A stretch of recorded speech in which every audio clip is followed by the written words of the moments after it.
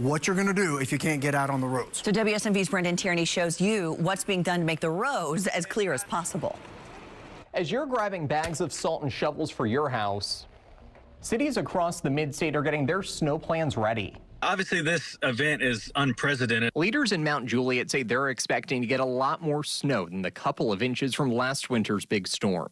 Put all hands on deck to make sure that we are ready and prepared as ever. So we're getting on the road to see what you can expect in your neighborhood.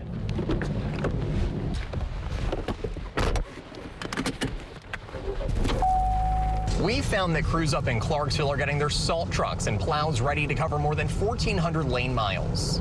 Every city has its own plow route map just like this that you can look up online. Cities like here in Franklin only focus on the downtown core and major roads with 9 snow plows. We have limited resources, so we apply them in the place that they have the most impact. Eric Stuckey says they're going to be working through the weekend, starting with more than 6,000 gallons of brine to pre-treat on Friday. Try to do the best job we can to get out there and do that treatment to keep things passable. If you live in a neighborhood with an HOA, you should talk with your leaders right now to figure out who's responsible for plowing, salting, and shoveling the roads. Just because it's not the city's responsibility doesn't mean that we're not going to show some love and roll out the red carpet and be a good neighbor and have that Southern hospitality. Expecting everyone to have to work together to get through this storm.